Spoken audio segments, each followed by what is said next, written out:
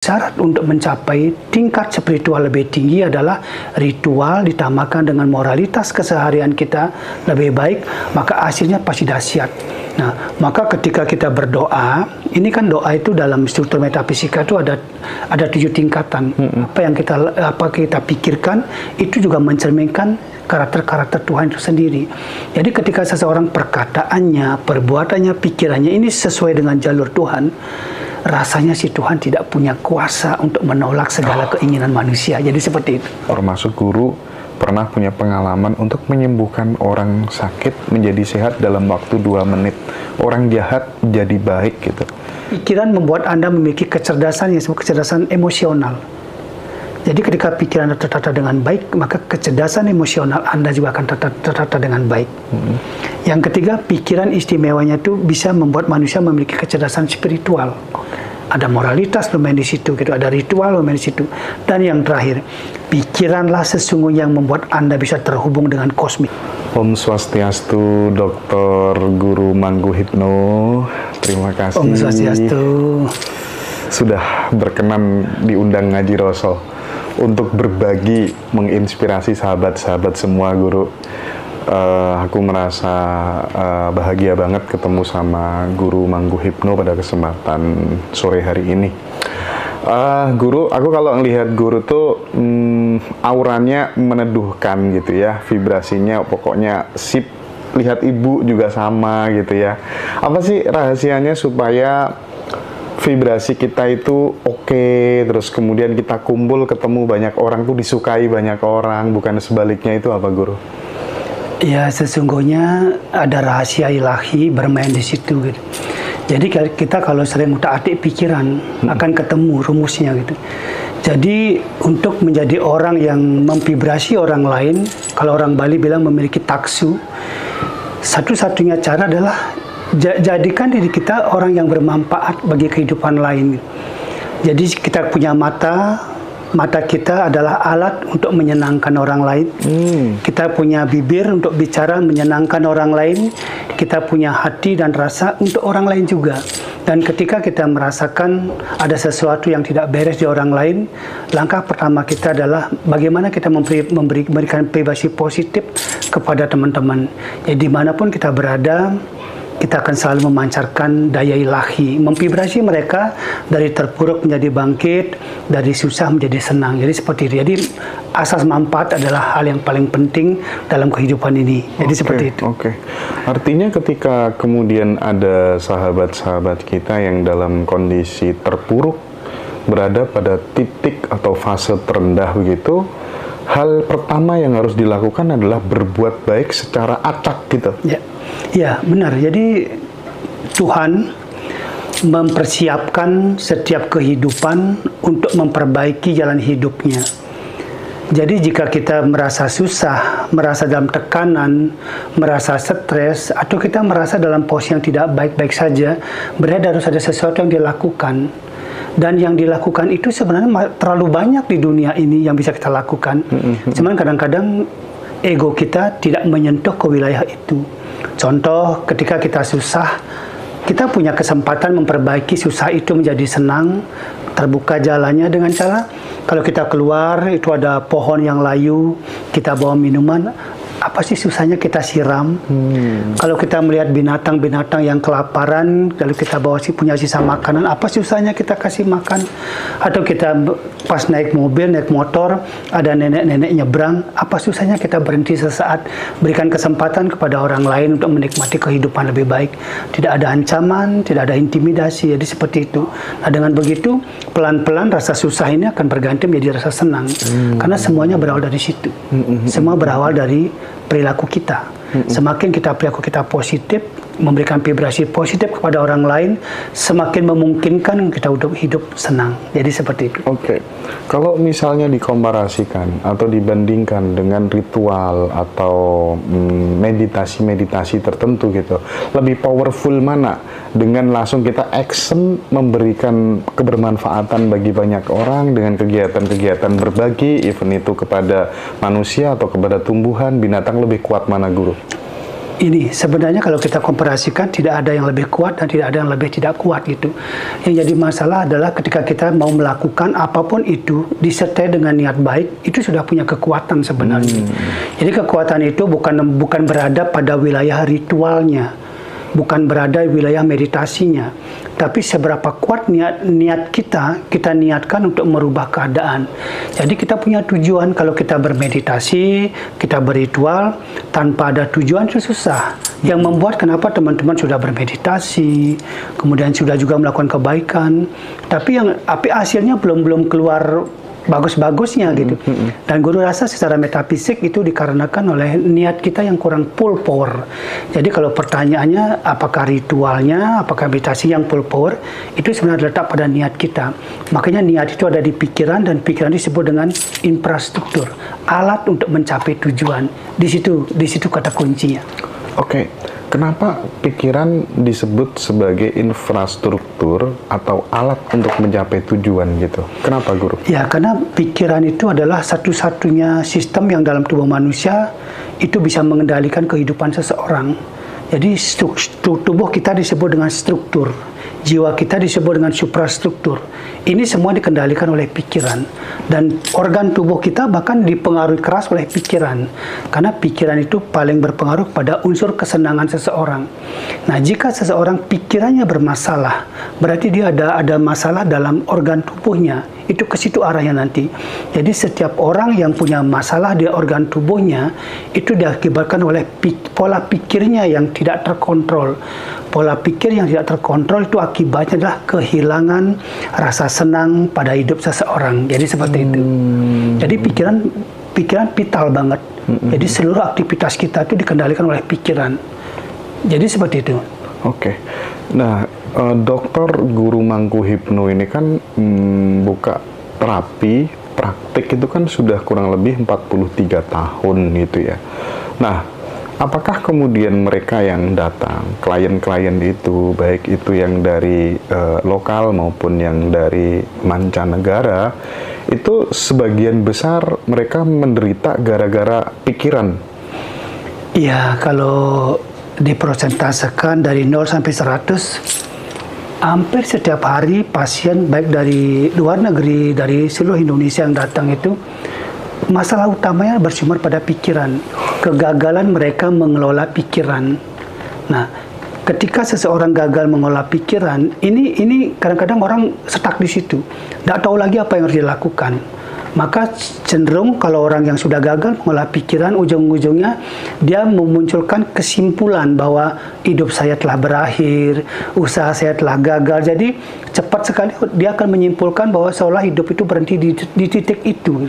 Nah, itulah kalau kita menterapi orang, jadinya kita buka lagi.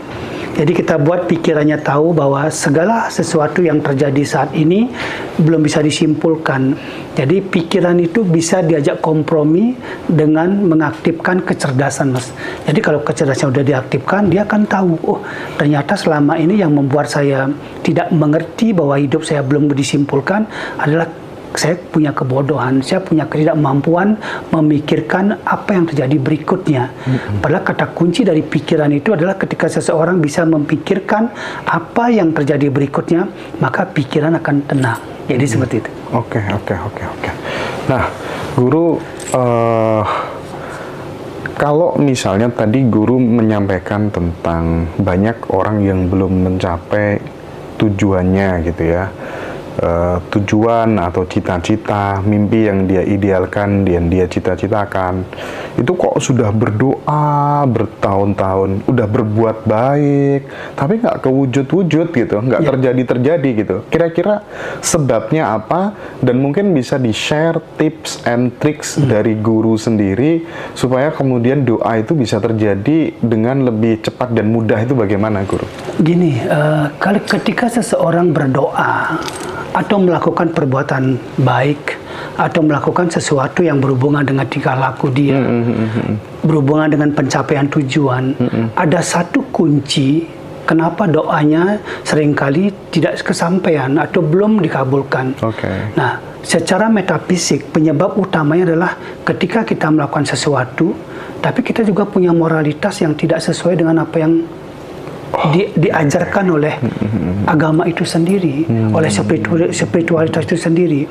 Makanya begini, kalau kita hanya larut dalam konsep ritual atau bekerja, berdoa tanpa memperbaiki moralitas kita sebagai manusia, cenderung kita berada di fase di mana kita lemah dalam mencapai tujuan. Karena salah satu syarat untuk mencapai tingkat spiritual lebih tinggi adalah ritual ditambahkan dengan moralitas keseharian kita lebih baik, maka hasilnya pasti dahsyat. Nah, maka ketika kita berdoa, ini kan doa itu dalam struktur metafisika itu ada 7 tingkatan. Kalau doa kita hanya di keinginan semata atau ambisi semata, maka doa itu akan sampai di alam niat, di pusar atau di cakra manipura. Jadi kita ingin gini, ingin begini, tapi kita tidak akan pernah kesampaian. Maka doa terbaik itu akan sampai di alam satyam, namanya di ubun-ubun, ketika disertai dengan moralitas dan konsekuensi kepada apa yang kita lakukan, kita mengerti. Maka cara doa itu ada 3. Yang pertama, dia tahu apa itu arti doa. Yang kedua, dia tahu bagaimana melakukan doa terbaik. Dan yang ketiga, kita akan mendapatkan aksiologinya. Apa efek dari doa itu. Ketika kita berdoa tapi belum kesampaian, ini kita jangan diam, tapi kita rubah strukturnya. Mungkin saja apa yang kita ucapkan itu tidak seperti yang semesta inginkan. Dalam doa itu, semesta berharap hanya 3 hal. Ribuan kalimat yang kau ucapkan, bahkan jutaan kalimat yang kau susun dengan indah dalam doa, sesungguhnya hanya punya 3 makna. Yang pertama, apapun yang kamu doakan, sebanyak apapun kamu ucapkan, yang pertama adalah kamu ingin mendapatkan sesuatu yang belum kamu miliki. Yang kedua, itu namanya doa penciptaan. Nah, sekarang doa mempertahankan. Sebanyak apapun, seindah apapun, sebaik-baik kalimat yang kau ucapkan dalam doa. Tapi itu, jika dia betul-betul niatkan, niat baiknya adalah mempertahankan. Jadi kalau yang pertama adalah menciptakan, yang kedua mempertahankan. Jadi pertahankan apapun yang baik yang aku miliki. Dan doa yang ketiga itu doa pemusnahan. Intinya segala penyakit, hambatan, halangan, permasalahan itu bisa dihilangkan dengan kekuatan semesta. Jadi doa itu ada 3. Doa penciptaan, doa pemeliharaan, dan doa peleburan, pemusnahan. Semua rangkaian kalimat yang orang-orang sampaikan dalam doa siang malam, intinya cuma 3. Jadi kalau kita berdoa, Tuhan, apa yang saya belum miliki ciptakan, apa yang baik pertahankan, apa yang buruk hilangkan. Selesai. Jadi tidak memakan waktu lama. Simple, cepat, efisien, tapi sampai di alam satyam. Jadi seperti itu. Tapi kan tidak spesifik, Guru. Ya. Misalnya kita sebagai misalnya adik-adik yang mahasiswa gitu ya. Kalau misalnya dengan doa seperti itu kan tidak spesifik gitu. Misal baru lulus gitu kan, belum punya kerjaan gitu. Tapi dia udah punya mimpi yang tinggi gitu. Tuhan, aku nanti pengen punya Rubicon. Aku pengen punya Harley dan lain sebagainya gitu ya. Itu kan spesifik gitu. Nah, bagaimana kalau kemudian dengan doa yang diajarkan guru tadi gitu? Doa itu sifatnya universal gitu. Kalau spesifik itu egoisme manusia. Kita menggambarkan dalam bentuk ego kita. Ngatur semesta. Nah, ya kita seolah kita yang mengaturnya. Ada transaksi di situ. Saya berdoa kan saya ingin mendapatkan sesuatu. Doa tidak boleh begitu. Doa itu adalah keikhlasan. Tanpa Anda mengucapkan sesuatu pun, tapi di niat Anda, di hati Anda ada ketulusan. Jika Tuhan berkehendak, itu akan mudah kamu dapatkan. Tanpa kamu meminta, karena Tuhan tahu apa kebutuhan Anda.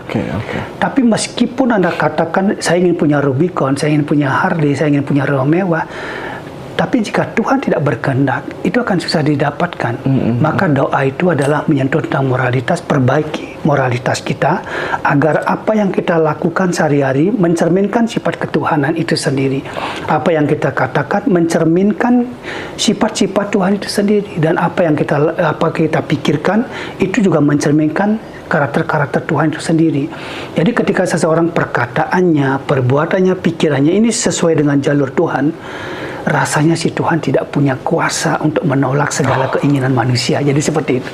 Jadi antara perkataan, pikiran, perasaan, dan tindakan itu harus selaras. Harus selaras, ada jadi satu. Jangan sampai kita kita minta, kalau kita membayangkan misalnya Tuhan, saya ingin punya Rubicon gitu. Nah, ini kisah nyata. Ketika dulu guru ingin banget punya Rubicon dulu. Akhirnya kesampaian, bahkan yang terbaru gitu. Jadi guru tuh anaknya orang kaya atau pernah berada di bawah gitu? Gini, dulu di zamannya waktu guru SMP, SD dan sampai SMP, orang tua guru itu kebetulan ini orang paling kaya di kampung, yang kampungnya guru. Jadi orang belum punya mobil, guru sudah punya mobil. Jadi orang belum punya apa gitu, motor, guru udah punya. Bahkan bekalnya guru termasuk lumayan tinggi waktu guru masih kecil-kecil itu. Tapi begini, ada fase di mana ketika orang tua guru sakit, jadi kondisi ekonomi mulai melemah, guru mungkin orang yang berada di puncak tiba-tiba nyungsep. Sampai pada akhirnya pada waktu itu karena guru belum berspiritual, sudah paham spiritual tapi belum masuk ke wilayah itu. Jadi guru tidak berpikir, tugas waktu itu cuma satu keinginan guru, bagaimana sih caranya saya ingin datang ke Tuhan dengan satu makna, saya ingin mati. Nah, ini yang guru maksudkan, karena saya tidak punya pengetahuan.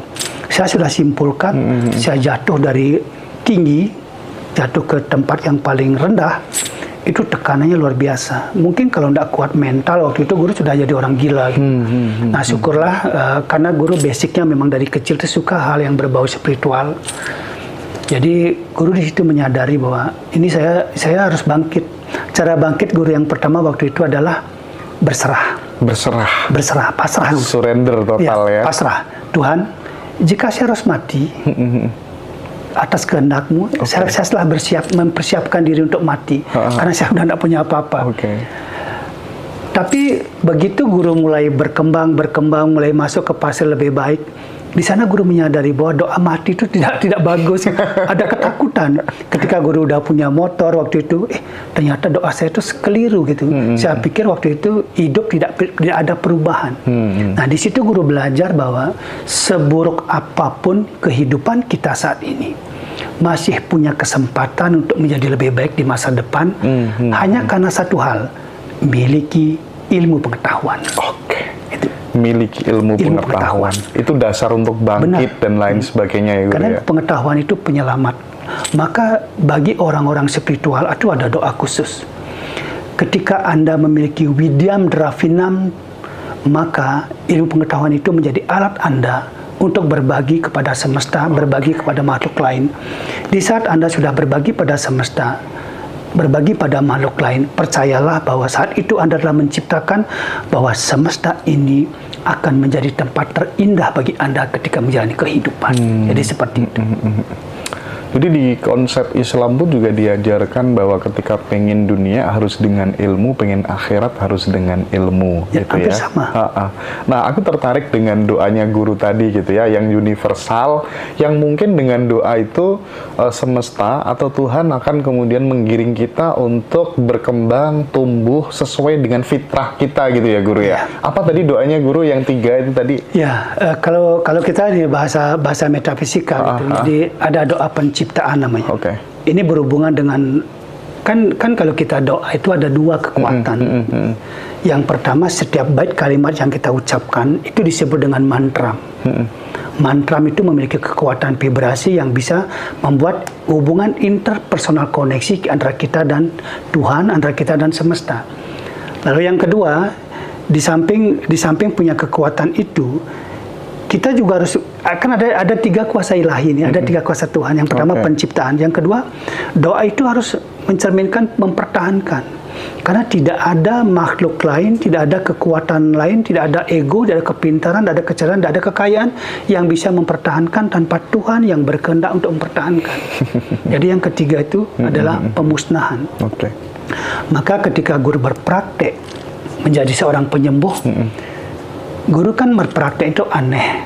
Jadi kalau orang nyembuhin orang lain itu bisa berjam-jam, berhari-hari. Guru selalu mengatakan, saya bisa nyembuhin Anda dalam jangka waktu 2 menit. Tidak lebih. Saya pakar hipnosis dan saya bisa menghipnotis Anda untuk penyembuhan tidak lebih dari 2 menit.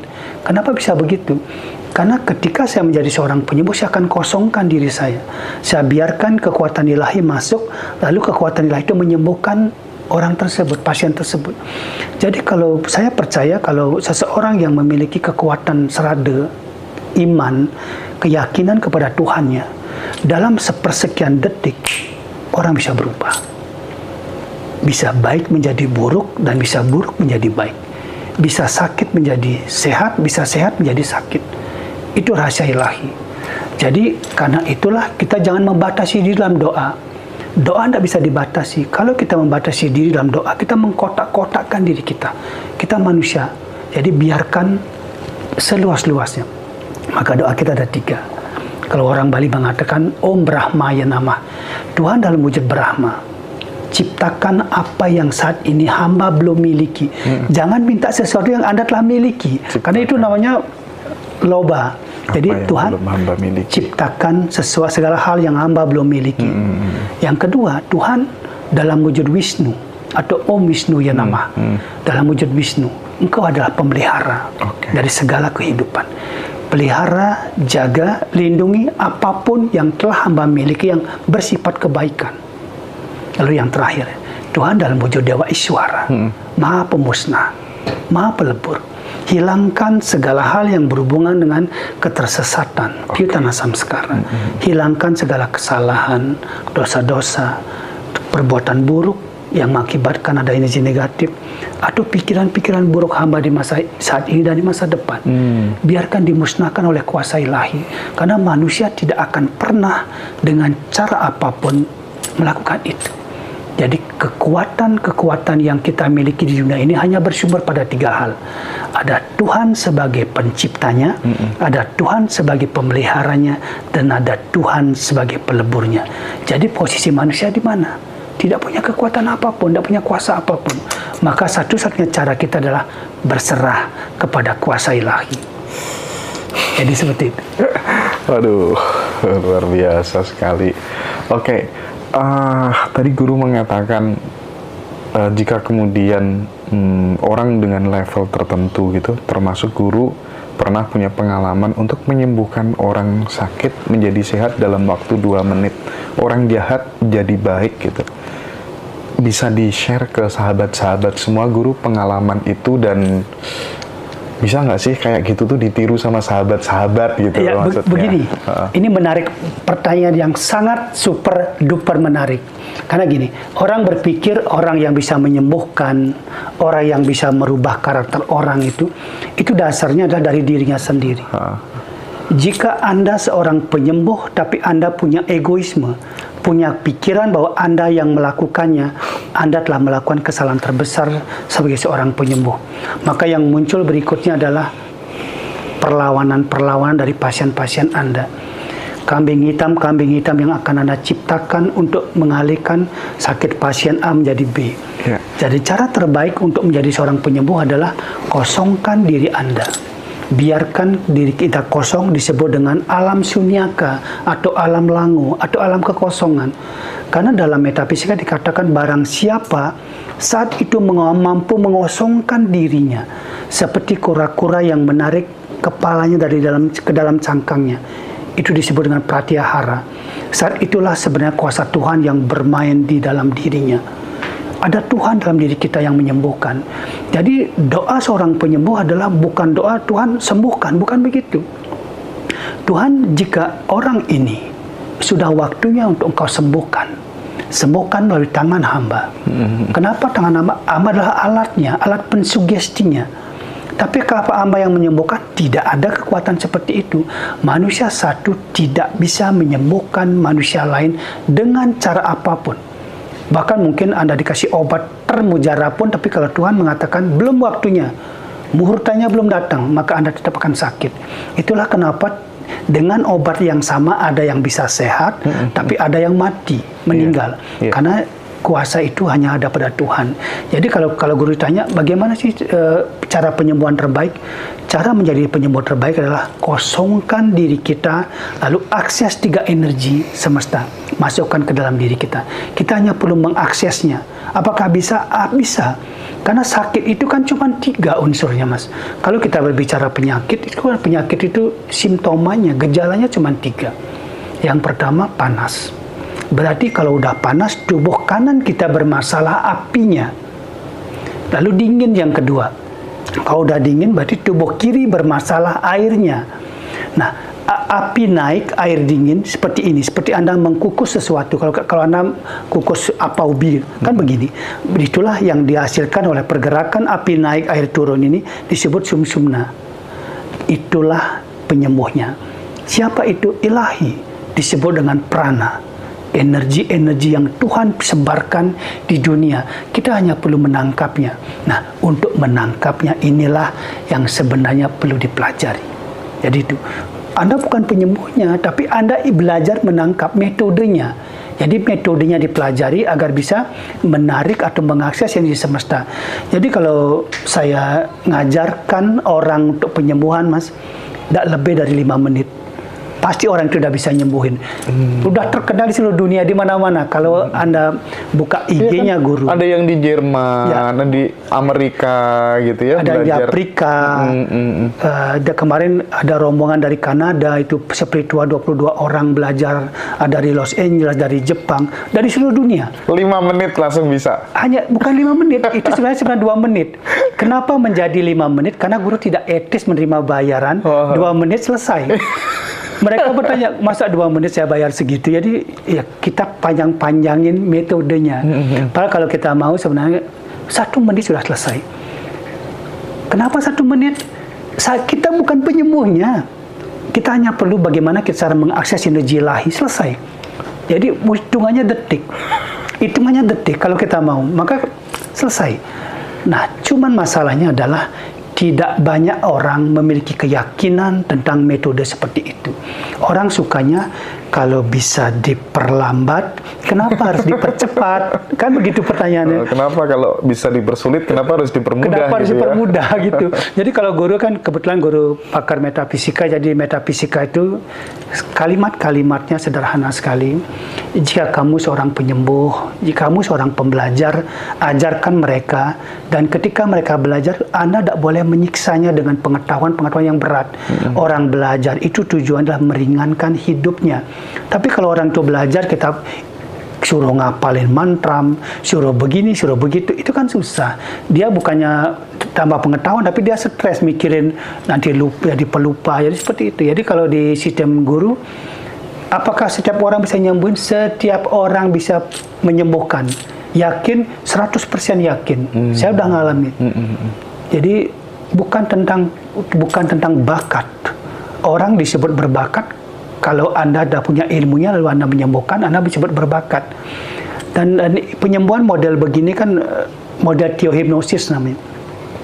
Itu butuh kecepatan dan efisiensi. Semakin cepat pasien semakin bagus konsennya.